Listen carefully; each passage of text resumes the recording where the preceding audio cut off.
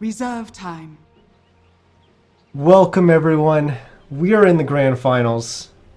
My voice left a long time ago, but we're gonna try to make it through this. As we just got finished, probably one of the most insane Dota games I've ever had the privilege of casting. Hammer Home versus Dota is Cancer. What a match between those two teams. And I think it was like the 40-minute mark, something like that. I said Hammer Home. I don't want to count them out, but it's looking Dire team pick. pretty damn close to impossible. And you know what? They made the impossible unpossible. Impossible. I know there's a joke about this, and I think I'm tripping myself up over it. But they made it a reality is what they did. And, oh my. They made it. 76 minutes it took them. Radiant But they made it. team They're here in the grand finals. And, oh, that was such a game. Crazy, crazy game, but we have to move on.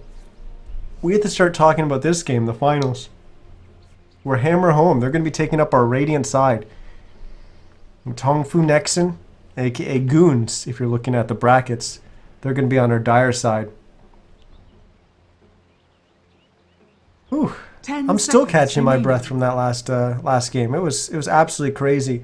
Is this best of 3 or best of 1 for finals? It is best of 1 the entire way through the tournament, including the finals. So whoever wins this will win the title. They will win the $100 of pizza money, and they will win the most important part, the bragging rights, because we all know that's what NA Dota is all about. It's about the bragging rights to say that you were on top for, well, at least this week. Radiant team ban. But yes, once again, guys, I didn't even introduce myself. I'm Niz. Welcome to the channel if you're new. This is the first game you've ever seen from me casting. Well, I'm going to upload some 10 VODs, seconds assuming the remaining. Twitch exporter doesn't fail on me a million times like it's been doing the past week or so. Hopefully they've got those issues sorted out. But I will be uploading the last game, that last VOD, to my YouTube channel. You can go check that out when that's up sometime tomorrow. My goodness, that was a game. But hopefully we're going to have another great game here. Because let's jump on into it. 5 Our Dire seconds side, remaining. the Goons, they've banned out the Invoker and the Gyrocopter. Hammer Home, they've Reserve banned out time. the Earth Spirit, the Tusk, and now the Dazzle. The first pick was from Hammer Home, and they first picked Abaddon. Interesting.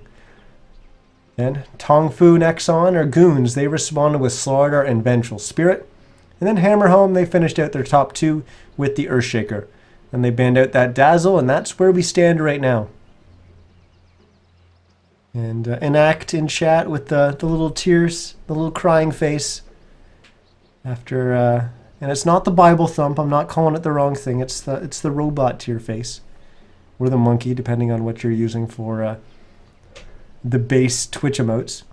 But yeah, I honestly, I wish it would be Radiant more. team ban. I wish it would be a best of 3, but then this tournament would run so late.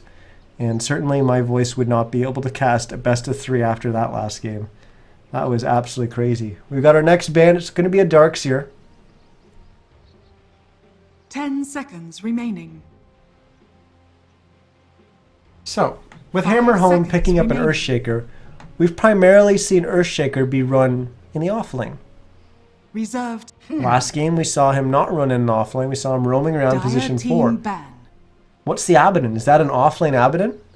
We've been hearing a lot about Abaddon working its way up into the higher skill matches. And Logan, 10 seconds he kind of remaining. popularized the whole idea of going Abaddon offlane every single game. And he made his 5 way all up to seconds 6K or maybe even 7K now, playing up against some of the best players in the game. Reserve time. Some of the best players in this game. So maybe we're seeing the rise of the Abaddon offlane, and that's what Hammer Home's going to go with. Certainly, Logan isn't the first person to play Abaddon offlane. I know I was messing around with it quite a bit, and I know I'm not the Dire first team either. pick. But yeah, it's definitely not as popular as it, or in the past it was nowhere near as popular as it is now. So maybe we're going to see that, and that should be fun. as our next two bans have come through. It's going to be a Zeus banned out by Hammer Home, and Queen of Pain got banned out by our dire side here, Tong Fu Nexen, or Goons. I guess I'll refer to them as Nexen here, or Tong Fu. 10 seconds remaining. As that'll probably be a little bit easier for you guys to follow along rather than me calling them Goons. The third pick now from Nexen. They're going to pick up the Juggernaut. So we know that Slardar most likely going to be in the off lane. That Vengeful Spirit no longer is going to be a core because they just picked up another one with the Juggernaut. Unless they're doing some real weird stuff. And one of them is going mid, although we have seen a mid Juggernaut before. That's not the most out there thing that they could do. But certainly is quite a bit away from the meta. So we can assume that that's a support Venge. Now a Bristleback getting picked up. Huh. This is a very scary lineup for Hammer Home. If that's an off-lane Abaddon and a safe-lane Bristleback, they can just run at you in a team fight. And certainly if this is an off-lane Bristle and just a support Abaddon, I don't really like it because you got a support Abaddon and a support Earthshaker, but still, then he's just going to raid boss the Bristleback, constantly giving him shields, and he's still going to run at you. I think we might see safe lane Bristle, off lane Abaddon though. I think that's quite strong. Then you got the Earthshaker for like kind of the long range stun. I'm a little surprised that they banned out the Dazzle themselves, but I think it did pair with the Slardar a little bit better. Shadow Fiend. Radiant And yeah, team Nact, I know a co-caster helps a lot with that. I don't always have someone who's available to co-cast, so I've been doing a lot of solo casting, and I think it's always good to get some practice in, to always be able to do a solo cast. But I do prefer casting with someone else, and I have certainly done a bunch of that before. But it's not always easy to find a second person to be able to stop by and co-cast. And certainly tonight, right after 5 seconds remaining. right after Christmas, it wasn't easy. I didn't really look too hard to find someone, but reserve time 5 yeah, seconds. I kind of enjoy just sitting here and just kind of going over the game solo. But Radiant team ban. yeah, we've got a couple more picks here. We got Shadow Fiend getting picked up by Tong Fu, and then Keeper of the Light. Where's the Coddle guy? He absolutely must love this meta because Coddle is now becoming a pick. He's getting picked more and more frequently, and this is a hero that I actually like as well. I like him quite a bit. He's actually one of my most played heroes. I think he's probably top 5. I know Venge is up there. I know Earthshaker's up there. 10 seconds remaining. I think Sia maybe.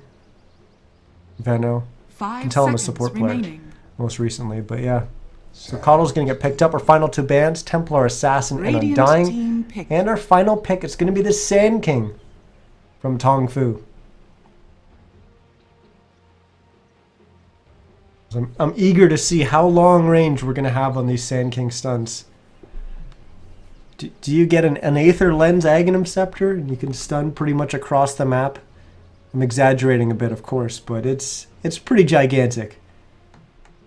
Probably a little too overkill, to be honest. But it gives you pretty much the best chasing ability you could ever imagine. It'll definitely outchase someone with haste.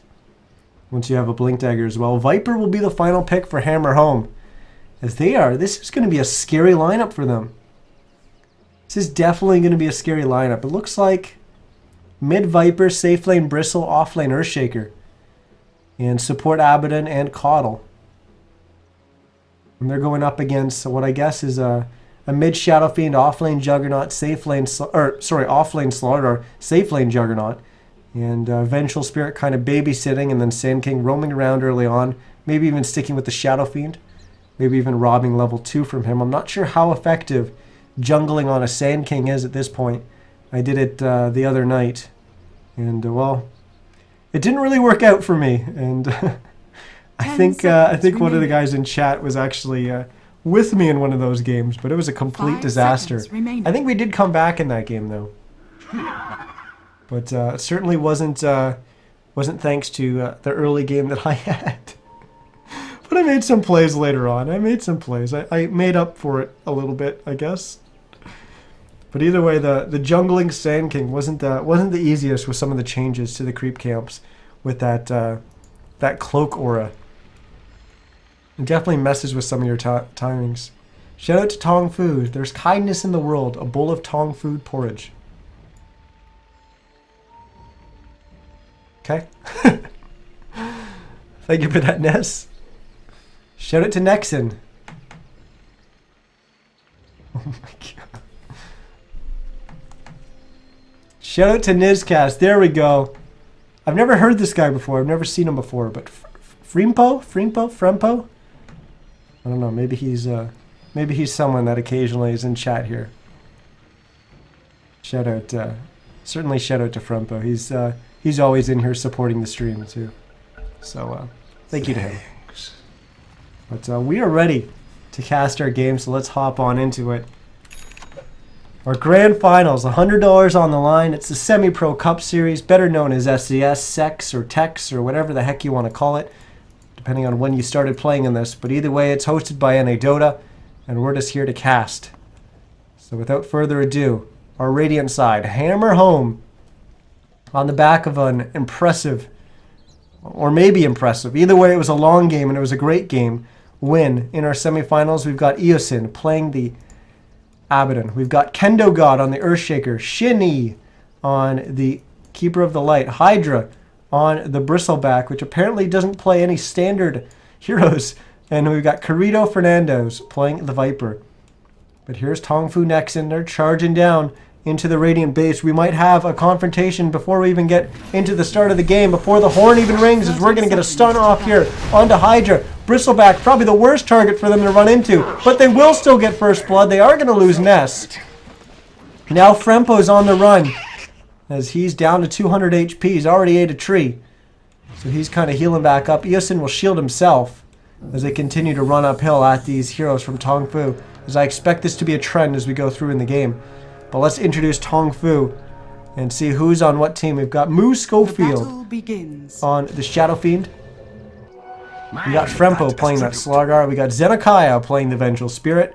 Moo Schofield already TP'd to the mid lane. I'm not going over him again. We got Ness on the Sand King and Jonathan on the Juggernaut. And I believe I covered everyone. So here we go. Grand Finals. What do we got for our lanes? We got Bristleback in the offlane. Interesting. Going up against the Juggernaut. Mid lane's going to be Viper against Shadow Fiend, but we've got a smoke here. We've got some wraparounds as Caudle just rotates away, and just the smoking just barely dodges the Caudle. But they place an Observer Ward, and now they start rotating back up as Caudle has made his way up here, but the Abaddon's here as well, as it's an aggro tri-lane running into a safe lane tri-lane.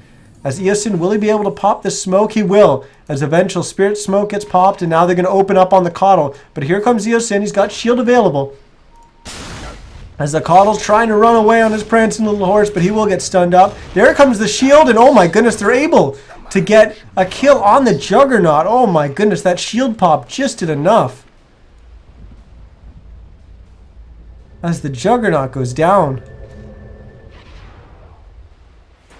As the Bristle Quill sprays, doing a lot of damage. And Venge able to TP on out. But our bottom lane, it's going to be an Earthshaker up against a Slardar. This has to be advantage for a Slardar. So Frempo should be off to a good start in this bottom lane. Mid lane, that's a little bit of a different one. I think Viper should be able to dominate this lane, at least early on. But you can never really stop a Shadow Fiend from getting his farm. He's always going to be able to raise and get those creep kills, though he misses one there. But that was with an auto attack, and this is part of why it's so difficult for the Shadow Fiend to get those early last hits against a Viper with that great attack animation. Jonathan actually saying, you know what? I'm not going to get farm in this top lane. I'm just going to go in jungle, and I think this is the right call. And then they rotate some of their other heroes away and try to make sure that they win some of their other lanes. As now Venge going to be down here, looking for a stun here onto the Earthshaker. We do have a TP from Eosin. Well, just going to walk up and right-click the Earthshaker. No fissure available. And he's getting close. There we go. Just ticked up to 125.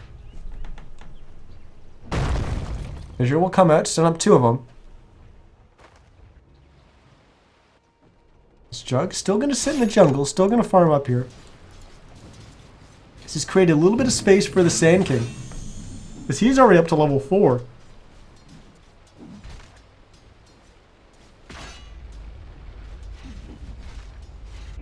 More action in the bottom as the Venge Stun will come out onto Kendo God, but he has no mana. He does have a Mango available. But this should, even with the Venge and the Abaddon rotating down here, this should still be an advantage for Tong Fu. You look at the CS, mid is in favor of Viper, 19 and 4 for the Viper, whereas the Shadow Fiend sitting at 8 and 1. We're going to dive past the top tier 1 tower, forcing that Sand King back. So he's managed to get 6 CS up here, but Bristleback definitely farming away freely. So he's at 19 CS.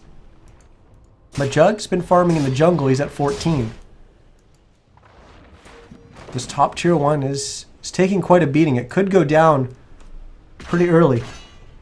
And there will certainly be a little bit of extra gold going the way of this Radiant side.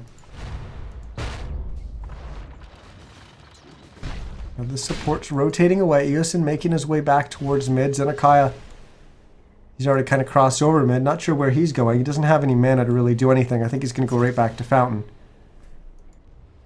Dire's top tower is under attack. Tribute to my house. So I'm slowing down a little bit. We got our 4-minute rune spawning up. And there was a regen up there, but it spawned in the bottom. That's going to be an illusion. Carrito Fernandez denying that bounty rune from Moose Schofield.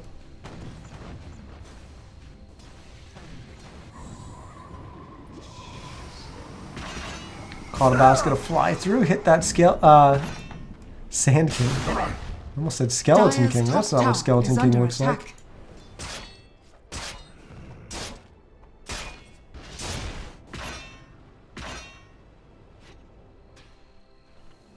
Dire's top tower is under I just realized attack. this is HFN, not Moose Schofield. Moo and Schofield are 2 different players, and HFN is a 3rd. Dire's structures are fortified. Dire's top tower is under attack. Maybe trying to set something up here. Abaddon going to shield himself up, going to wait for it to tick down, so we can pop his shield and run at him. And here we go. This is the moment where they're going to lead with the Viper Strike, as HFN is in trouble on the Shadow Fiend, as he's going to go down. Great gank there. Who says you can't gank with an Abaddon?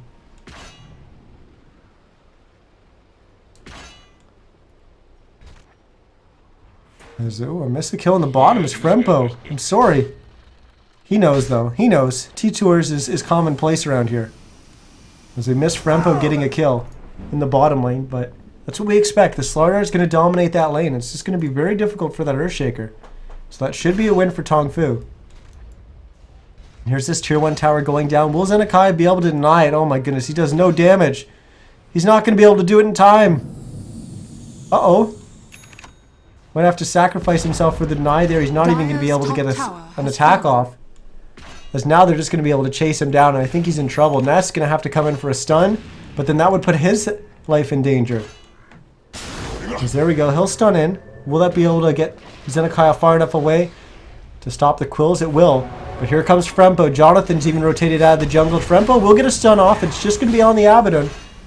As Hydra now is going to engage in the team fight. Caudal Blast flies through, finishes off the Venge. Ness gets the stun. There goes the Bristleback. Eoson's going to go down on the Abaddon. And then HFN comes hastening on in on the Shadow Fiend and gets that right click off to finish off the last target, the Caudal. As that's a pretty big gold swing for 6 minutes in. 1,200 gold going the way of Tong Fu. As they're showing that last hits in the lane aren't everything. Good rotations can overcome that. Dire's Now we've got Hydra coming down to the bottom lane. He's joined with the Earthshaker and even the Caudals. Now they're going to look for a push on another tier 1 tower. They're going to go for this bottom tier 1. Maybe another wraparound in the mid? Zeason's preparing.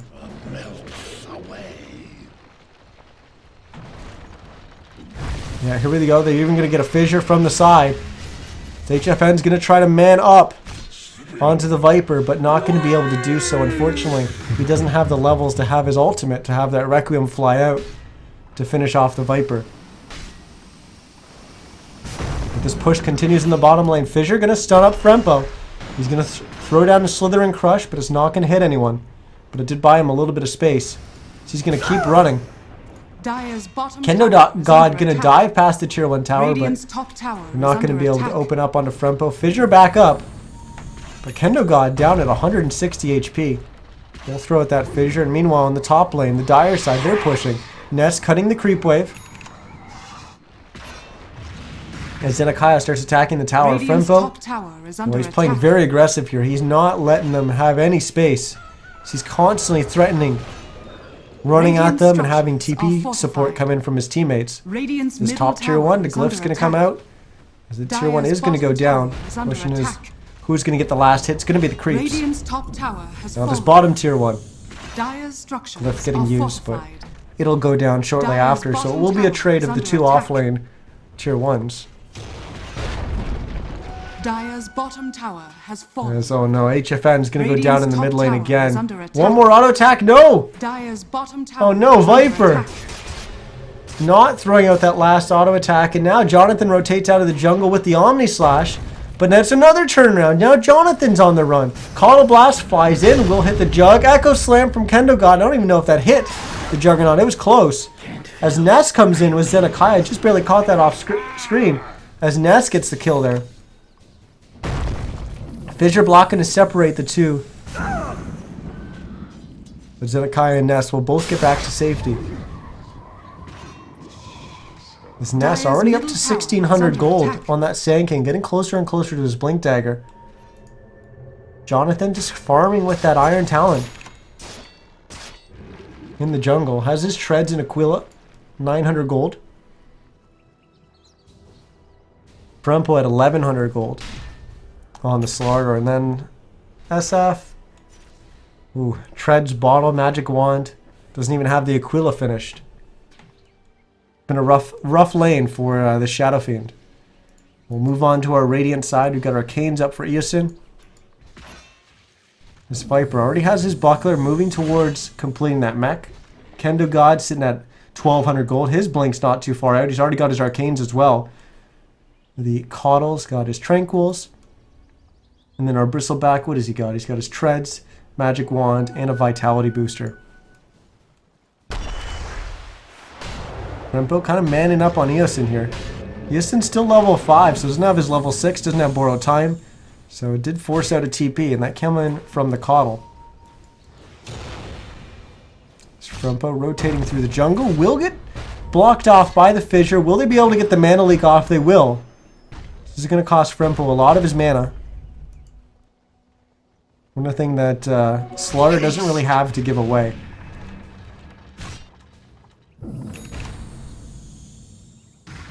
There we go. Ness picking up the Blink Dagger on the Sand King. Actually not flying in right now. It's still in his stash. What is flying in? It's going to be the completion of the Ring of Aquila for the Shadow Fiend. And now Mech getting picked up by the Viper.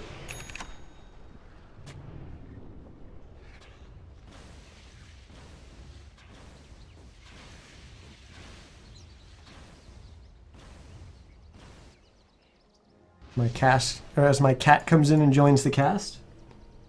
Not sure if you guys heard her whining there, but she says hello. I'm not sure who she's rooting for. Well, it looks like we're going to have a grouping here from Hammer Home. They've got 4 heroes in the mid lane. The only one not with them is the Earthshaker sitting down kind of at the bottom pole. Tong Fu does have numbers here as well. They've got 4 heroes actually in mid lane, a 5th at the Ancients, and now Jonathan's going to come in and join them. We've got a couple heroes here smoked up. They do have that Blink Dagger on Ness, so they can always jump. As he's going to rotate around above. The smoke's going to get popped. So we're going to have to look away from him. With the action starting just in the middle. As Jonathan's going to get forced to spin. Hydra got separated from his team with that Fissure. But everyone will get back. We won't see a kill just yet. Dire's top tower is under attack. I'll take that as tribute. 2,000 gold on the Earthshaker, so they're close to Blink Dagger for the Earthshaker. Well, here we go. This looks like a golden moment for Ness. Well, now Hammer Home's going to start spreading out a little bit. Because they're starting to post up here on the Tier 1 tower. Some of the heroes from this Dire side have kind of backed away. SF's in the jungle. Are fortified. Jug's in the bottom lane. Jug does have a TP. SF doesn't have any HP or mana to fight though. Is under attack. Rempo just trying to force them back. Tier 1 tower starting to take some damage here. It's getting quite low. If they're going to make a move here, they need to do it soon. But no, they're just going to surrender it and back away. They need to make sure Zenekiah doesn't get picked off here. He's going to try to TP out, but Kendo God's there with the fissure. So they lose their tower and their Vengeful Spirit. Did buy a little bit of time for their 2 queries to get some farm. Shadow Fiend definitely needed it. He was able to farm up a stack in the jungle, and that allowed him to pick up a Morbid Mask. And while that was going on, we had the Juggernaut farming in the bottom lane, but also doing a little bit of creep cutting and putting pressure on that bottom tier 1. After that tier 1, hammer home, they've moved into the Roche Pit, and Jonathan's just going to run right in there. Start with the Omni Slash. We're going to have the Requiem fly out as well. As here comes Frempo, he starts running on in. Crush will land on 2. He's going to choose to go after the Viper. And now he's going to back away. Maybe he should have just gone for the Bristle. Bristle on very, very low HP. Jonathan having to TP out. Frempo going to try to TP out as well. As Kendo God Echo Slams to finish off Ness just at the bottom of the screen there. And now HFM's going to re-engage. He will actually not get any of those kills. Both of the kills go to Zenekiah. But he trades himself for 2. When it's all said and done, slight advantage for a Dire side. That actually doesn't encapsulate the entire fight. But that last little trade, the 2-for-1, was about 400 gold going the way of Tong Fu.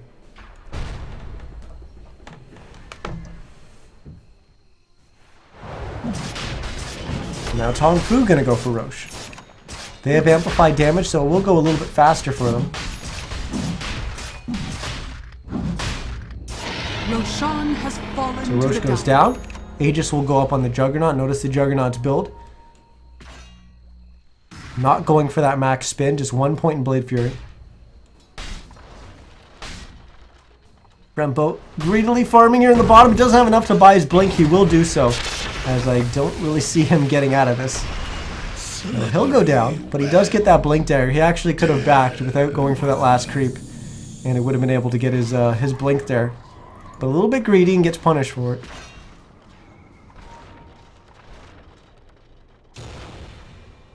Dire's bottom tower is under attack. So now they'll push the bottom tier 2. Radiant's Meanwhile, middle tower is under Tong Fu says, well, we can't fight, so we're going to push your mid tier 1 and go for a trade here.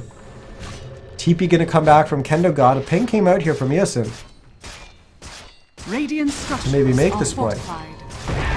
Another TP's coming out from the Viper. The tier 1 will go down. Tier 2's also going to go down. As Nest is going to get swapped back. Zenekiah will go down instead. So saving the Sand King. Not really sure if Nest was really in that much danger.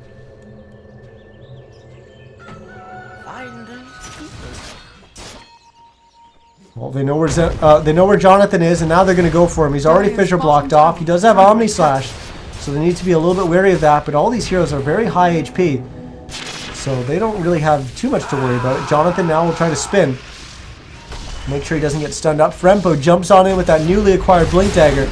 And Ness comes in with the first epicenter of the game. It's going to do a lot of damage, but not enough. As now, Ness is going to go down. And Jonathan will respawn with that Aegis as he's going to try to run away. Frempo has engaged here on Kendo God, but he's going to back away. He's not going to be able to get a kill there with the Abaddon. As Jonathan will go down, the Viper and the Bristleback just way too much slow between the Snot and the Viper Strike, as well as the Poison Attack. Just kept that hero slowed for days. As the Jug goes down, and there's more gold going the way of Hammer Home. There's another big gold swing for them. 1,800 gold, which switch on over to our net worth. Well, actually, let's bring up our net worth graph.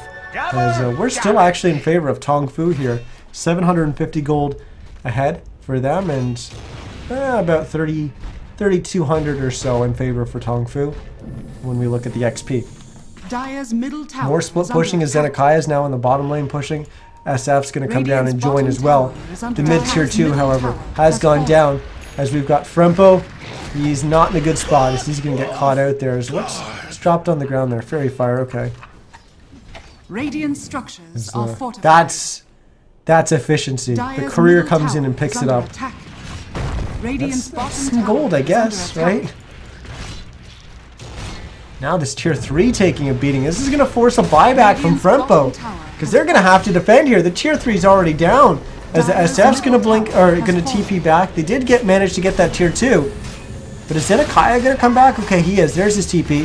They got to stun off onto Hydra. But oh no, SF's going down as Kendo God jumps on in, lays down an Echo Slam. We've seen some huge Echo Slams tonight, and that one is no exception.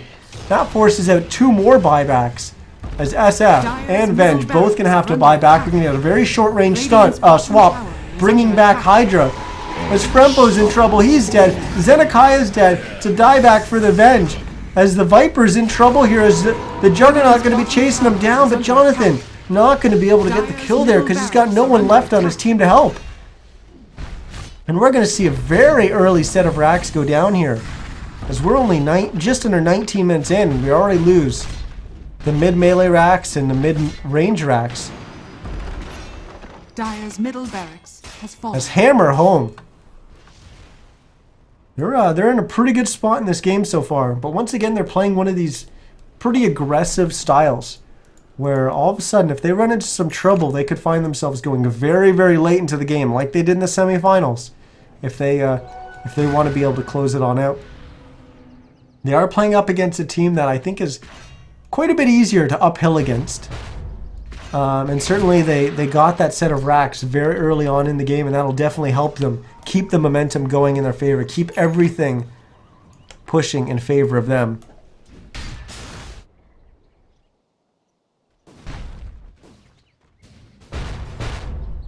What does Tongfu have going for them? Oh goodness, AC getting picked up by the Bristleback. But let's take a look at Tongfu. Let's see who's got what. We've got an SNY up in the jug. Okay, he can start fighting a little bit more.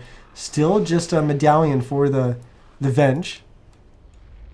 Well, Ness has picked up an Ogre Club. Could very well be going towards his Aghanim Scepter. Could maybe even be a BKB or something else. Not sure. It's a little unusual that you pick up the Ogre Club first. You typically go Point Booster first. But maybe he purchased that when he was going down and he didn't want to lose as much gold. Very real possibility. Frempo, he's already got his blink, but still nothing new coming out there because he unfortunately had to buy back in that last fight. And then the Shadow Fiend, he's quite a bit behind as well. As Helm of the Dominator and Treads, but he also had to buy back as well. Almost has a Yasha completed in his stash. But now we move on to the Radiant side, and we can see a lot of gold in these heroes. As Bristleback, he's got his Vanguard, he's got an AC, he's got his Treads. We've got an Earthshaker with not only Arcanes and Blink, but also a Force Staff. Keeper of the Light just flew in his Aghanim Scepter as well. We got the Viper with the mech. He's also added on a Manta to go with his Aquila and his Treads. Abaddon even picked up an Aether Lens. Not the kind of hero that you typically think of when you first think of, oh my goodness, Aether Lens is a new item. Who will this work well on? But Abaddon definitely works well on him. As Eosin has picked that up, he's also picked up the Vlads. Still actually with brown boots. That's a little surprising. But yeah, Hammer Home definitely in a really great position. The bottom lane, Jonathan will find a pick off as they find Kendo God.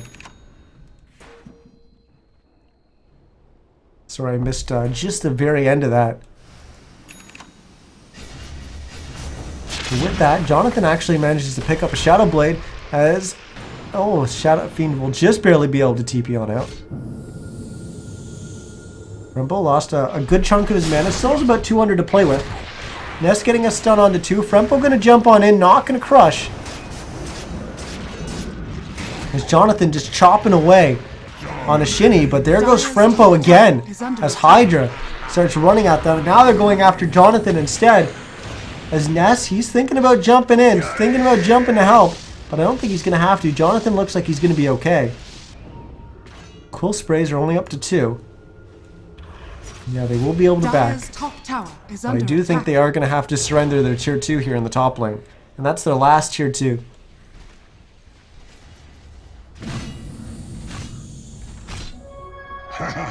Regeneration. Look at that min-maxing. Jonathan Dire's top tower making that is rotation under down, attack. saying, you know what? I'm going to need a TP if I make Dire's this top point. tower has fallen. But I also dropped one in the Roche pit. So he runs into the Roche pit, picks up his TP. So now he's got one to make this split push play. Although he will probably have to come back soon. But he won't come back until Hammer Home have Dire's actually top really tower committed is onto under this tier attack. 3, onto this push. So he's going to get some good damage in. Frempo Radiant's bottom tower getting is 4 under staffed attack. in, but able to blink away. There was no damage dealt to him. It was just the mana leak burning his mana. Radiant structures are Ness jumps in, fortified. just gets the stun off on Bristle. Radiant's bottom tower is They're just under trying to attack. buy time because this split pushing is still happening. This tier 3 in the bottom is going to go down. Radiant's bottom barracks are under attack. Jonathan has gotten that bottom tier 3. Now he's going to start working on the racks. As his teammates are just trying to buy a little bit of time here. Now Tongfu has to be careful. You have to push out. You want to push out to stop any TPs, but you need to make sure that there's no turnaround, and there isn't. So we won't see a fight there. Instead, Jonathan's still going for the racks. Will he be able to finish it off? Yes, it will go down. He actually cancels his TP there, which is a little surprising. Dire's top tower is And under now the ping attack. is to go to Roche. I think he canceled his TP because they would have thought that he disappeared. That was a little bit of a cheeky play there coming out from Jonathan. But we missed a kill on the top as Ness got punished. And that was kind of what I was talking about. When you push coming out of your base because you want to cancel the TPs because you got a teammate split pushing, you need to make sure that when you're crossing this barrier right here, this high ground, that's when you can get punished. Dire's top tower has fallen. Roshan has fallen Tier to 3's the down. Roche goes down as well. Another Aegis for Jonathan. Ness has bought back here. He will get a stun. It's only actually going to be on 1. As he actually had a bunch of targets he could have lined up there. But HFN, he's in trouble. He's in trouble on the Shadow Fiend. He's going to try to run, but he's not going to be able to get away. As Eason's actually going to be able to finish him off there. Now Frempo's going to get jumped on as he's going to go down. Frempo will buy back. Ness blinks on through. He has already used the epicenter. Brought Kendo God down quite low, and Jonathan will finish him off with the epicenter with Omni Slash. Frempo on that buyback has engaged on the Hydra. Ness going to try to stun away. Jonathan is in trouble. He does have a second life with that Aegis though. But will they be able to hold on? They've just lost their second set of racks with the top racks going down. They have to defend mid. And I don't think they're going to be able to find an opening. In fact, Hammer Home, they're going to re-engage here. They're going to look for another kill. Will they be able to find one? Kendo God with the long-range fissure will land onto the Vengeful Spirit. Ness going to stun on through. Zenekai actually going to swap Frempo, and both of them are going to go down. And it looks like this one's going to be it. As Hammer Home in a very commanding lead. As this is a little unfortunate for the guys on Tongfu, as they had to wait for a very, very long time for other matches to finish. Maybe that's